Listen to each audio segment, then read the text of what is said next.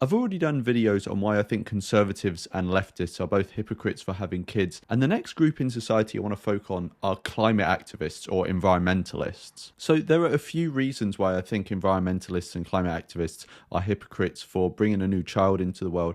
And two of them are fairly obvious, but there are some other less obvious ones. So the first one I want to mention, but I don't actually want to focus on too much, is this idea that environmentalists, they obviously want to reduce the amount of emissions and they don't want to cause deforestation and they want to generally protect the environment and not pollute it. And yet many of our actions will contribute to doing those things and we often can't help those. But there are certain actions we can help, and if we were to do them, would have a significant impact on the environment. And one of those is creating a child. You're creating a whole new human, which is going to be contributing to that problem. Now, whilst I see that as hypocritical, the reason I don't want to focus on it is because there are all sorts of ways in which someone can potentially mitigate their impact on the environment, and it's not clear exactly how much creating a child will have an impact on the environment. It depends on the circumstances the person is in, the lifestyle they lead, all of these sorts of things. So that one is a bit fuzzier, but I just wanted to put it forward because it's one of the more obvious ones, and I do see it as hypocritical nonetheless. The other more obvious one, and the one that I think should be more of a focus,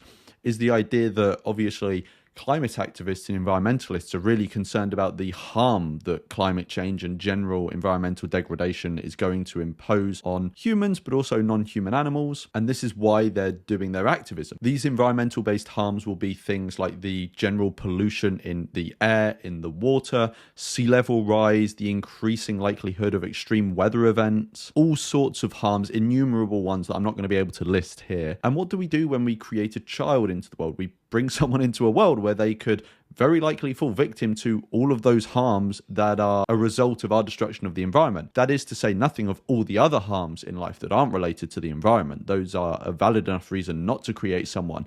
But on top of those, and obviously the ones that are specific to the concerns of environmentalists, are the environmental-based harms that are a result of our impact on the environment. Why would you fight against a system or the specific actions of a species that are hurting the environment because that's going to have an impact on us as humans and other animals, and then put a human into harm's way? That seems ludicrous. Of course, try to push for reform and change so that we have less of an impact on the environment. But whilst you're doing that, don't throw someone in the way of the harms that are going to be caused by climate change and the other impacts on the environment. Even if you think you're going to be successful, you might not. And actually, given how humanity is acting, there's a good chance that we may not be successful enough. And so why run the risk of bringing a child into the world and then them potentially having to live through climate chaos and collapse? Another couple of things to say that I think are hypocritical about environmentalists reproducing is that environmentalists often put the onus on government, but there is this also general awareness to consume less as individuals. And yet when you create someone, you're creating a new consumer. Even if that